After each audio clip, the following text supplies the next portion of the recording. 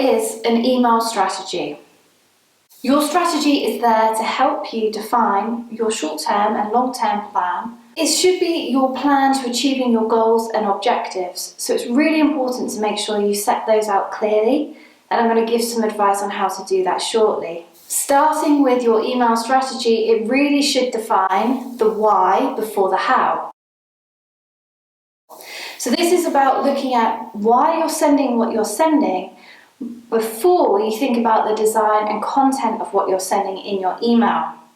If you think about the design and content of your email before thinking about why you're sending it, it might not achieve the objectives that you've set as a business, as a marketing team, or in your email marketing strategy itself. And this really is a defining point of making sure that you have this at the very outset of your email marketing strategy. So how do you do this? Number one, where is the business heading? What is it trying to achieve with its email marketing?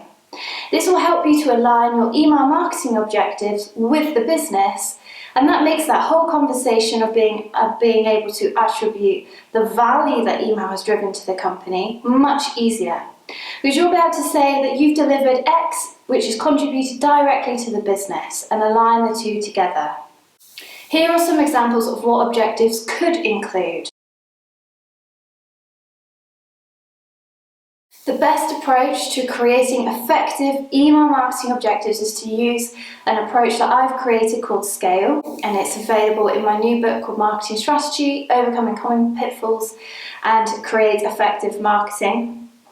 It starts with being very strategic, really thinking about why you're sending what you're sending, considering all of the elements that could be included in there, such as the audience that you'll be sending to, the time that you'll be sending the email campaigns, and really answering that question, why? Why are you sending that email campaign?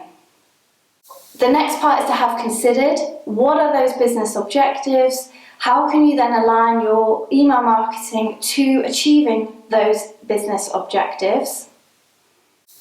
The next part is audience.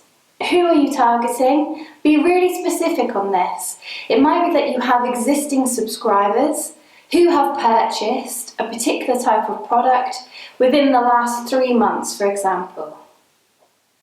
The next part is lift in the SCALE framework. What is that target? What is your numerical value that you are going to be determining and measuring your performance against?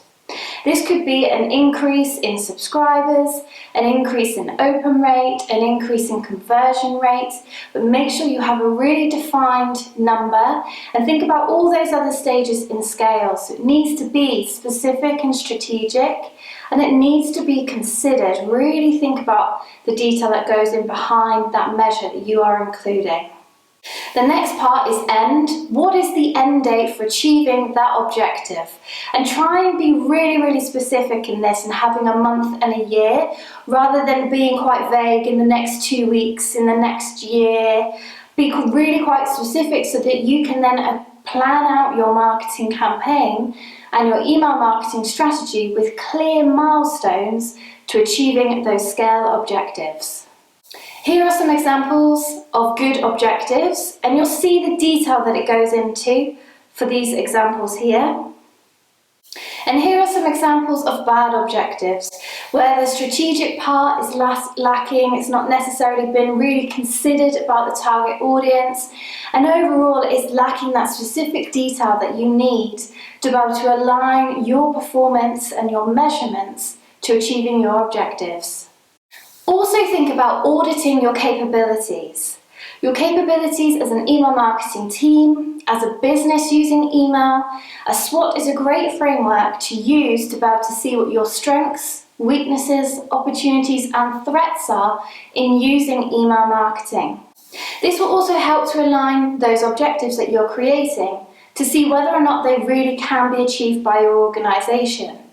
It might be that you identify that you don't have enough resources, or maybe that you actually might need to think about considering getting an email software platform, a sending platform, for you to be able to send email campaigns in the first place if you're just starting out. Here's an example of a SWOT that's been created using email marketing, and you can see what the key points have been identified for each area in that SWOT. Here's the example of an email marketing campaign that has some clear objectives. That meant that it could be clearly measured, and you can see the results here as well for this particular campaign. The next tip about getting the most out of email marketing is to grow your list organically. Do not buy lists. It's cold data, they don't have any association with your organisation. Really try to captivate your audience and think about growing your list organically through your website, through social media. The key area here is to define what is the value. What is the value to a new subscriber signing up? Is it that they're going to be treated like a VIP? Are they going to receive exclusive deals and offers? Maybe they're going to get sneak peeks of latest products or services that you're about to launch. Whatever you determine that value to be, do think about what's of interest to your particular audience and your target market. One way to document and research and find out more about your customers and subscribers is to use customer personas. Here's an example on the screen from Action for Children from my new book, where they identified what the likes were of their audience so they could then tailor their email marketing content and campaigns to those likes, and achieved huge increases in engagement and open rates and clicks to achieve the objectives that they'd set. Tip number 3 is to automate your key customer journeys. This will enable that your email campaigns are sent at the right time to your customers based on where they are throughout that customer journey. Let's look at some examples. Let's go through each stage of the customer decision-making process and look at some examples of where customers' journeys and email marketing come together. Email marketing as a channel tends to work all the way through the customer journey. It's quite unique in its approach for that. So there's different campaigns, there's different needs, there's different wants, there's different objectives that your customer has at each of those stages that requires different information from you. So let's look at some examples. The first starting point on their journey is that the customer has a need or want, which is why they're engaging with you. It could be that, for example, they're looking for a hotel. In this example, this brand sends an email communication, and within the email itself, not having to click through onto the website, you're able to select the destination, where you're looking to stay, and all of that information is captured within the email, and then you select your options to view, and that then takes you to the web page, which is already connected, and filtering the results based on the criteria you've just put into that email within the inbox. A really effective way of driving conversion, providing that information really quickly with limited barriers. The next stage is that customers are going to want to find out some more information. They are going to be looking at your competitors as well, but they're going to want to find a solution to the need or want that they currently have. It's at this point that you might have gained a new subscriber. That new visitor has landed on your website, they've subscribed to your email marketing, and this is where it's crucial to send that welcome journey. Greet your customers, as you can see on this example on the screen. Greet your customers. Tell them a little bit more about yourself, but also use it as an opportunity to set expectations. How often will you be communicating with your subscribers? What type of content will you be sending? It's also a really great opportunity to gather more information about your subscriber themselves. This is called a preference center, where your customer fills in either the form or an interactive way of doing this in your email campaign using imagery. You store that information within your database, and you can then use that information about your customer's interest to segment future email marketing campaigns and content. Your welcome journey will become one of the most top performing campaigns that you will send. So do make sure you have this in your email strategy as one of the key and important journeys to automate within your program. The next stage, now the customer and potential customer has captured all of the information that they need to be able to fulfill their need and want that they're currently trying to fulfill. They will be looking at alternatives. This is where they start to look at alternative products and services that you have as an organisation, but also your competitors. This is where you might see an abandoned basket, or you might actually have the opportunity to send a weekly or monthly newsletter to those customers as well, if they've just subscribed to receive your email marketing. On the screen here is an example of an abandoned basket, an abandoned cart, where the customers added their items to their basket on the website, but they haven't completed that purchase. This entire email campaign here is personalised based on the items that were added to the basket and then abandoned. The best time to send this campaign is within the first 20 minutes, or as soon as you can, but no more than 20 minutes, of when that customer has abandoned their basket. If you do decide to provide an offer, do be cautious with this, because it will encourage your customers to abandon baskets, wait for the offer to then commit to that sale. The next part is the decision and the bidding stage, where the customer is now ready to make their decision. They have all of the information that they need, they've looked at all of the alternatives. This is where you want to think about a multi-channel approach. You might determine that actually you could retarget those customers that have abandoned their baskets, retarget your email subscribers that have shown an interest in a product but not committed to a sale. Here's an example of a social media ad where a customer has abandoned their cart, they've shown interest, they've subscribed to the email marketing, they've been on the website and viewed the products available, but they haven't committed to that sale. They are now receiving retargeting ads on social media, and here is an example of that.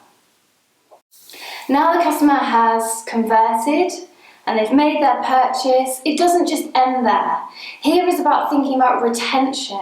How are you keeping your subscribers engaged? How are you keeping your customers visiting your website, opening your email campaigns, going back to thinking about the value of what you are sending?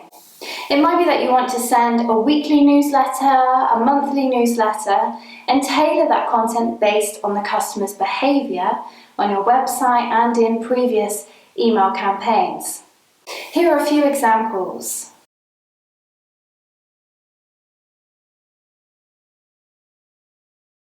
Tip 4 is segmentation.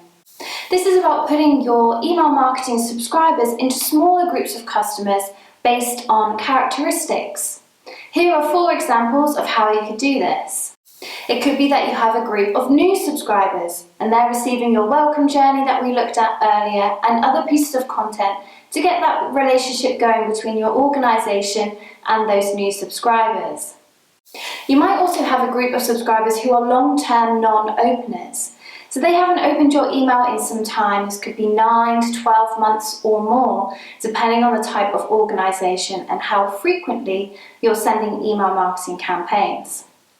Here your focus is about winning those customers back and re-engaging them. You might have a group of customers who've recently opened, recently engaged with your campaigns, and showing that they're really interested in your offering and your email marketing that you're sending. This can start to tell you the type of content that they're really interested in and engaging with, and other pieces of content that maybe isn't resonating as well with that audience. Do also think about the behavioural and transactional data that you can use to tailor and personalise your email marketing campaigns. What does their transactional behaviour tell you about the products that they're interested in? And are there any complementary products or services that goes along with their recent order, or content that you have about how to use that particular item that could really help your customer? It might be that you see that you have a group of customers who always purchase high value items. You might also have customers who always purchase when there's a sale or discount available. You can start to segment these different groups of customers. Here are examples of using segmentation based on gender, birthdays, and abandoned baskets. The 5th and final tip is to test and analyse your email marketing campaigns. Do have, if you can and you have the resources available, A/B testing as part of your email marketing strategy. Measuring your email marketing performance, do link back to those scale objectives that you've created and establish benchmarks as your absolute minimums. If you're new to email marketing, using industry benchmarks is a good start. If you've already got an email program, you can compare your previous campaigns and year's performance to the current year and have that as your benchmark. There are two types of metrics to measure with your email campaign performance. There are positive metrics such as your opens, your clicks, your conversion rates, and your negative metrics to measure as well and keep an eye on, such as your deliverability rate, your unsubscribe rate. These start to show that maybe there might be something wrong with your email program that isn't resonating as well with your subscribers. And do make sure that you're spending time analysing your email deliverability. Do monitor your sender reputation. This is your score and reputation within the inbox. Similar to search, where you see the rankings in Google or Bing, it's the same in the inbox. This is all about making sure that your content drives engagement, that your subscribers are showing that they want to receive your email marketing and are engaging with it. This is what the ISPs like Gmail, Yahoo and Outlook are all looking at to see and assess whether or not what you're sending is of value. Do monitor your list hygiene, where you're getting that data from and you're capturing it, and making sure that you aren't capturing spam email addresses through your website. Having metrics and mechanisms in place to help clean your email marketing list on a regular basis really will be worth keeping an eye on and actioning in your email program. Do think about your email infrastructure like DMARC, SBIF, making sure that you have your BIMI also created and set up as well as your starting points for email marketing. Might not seem like the most fun and exciting element of email marketing, but it really should be prioritized to make sure you have all of these configurations done and completed correctly. And do make sure that you monitor your sender reputation closely and regularly. It could be that it goes from really high to medium to low, depending on the types of campaigns that you're sending, the frequency of your email marketing, and the number of subscribers, the volume of what you're sending as well. So do make sure you keep a close eye on that. And those are our top 5 tips for creating an effective email marketing strategy.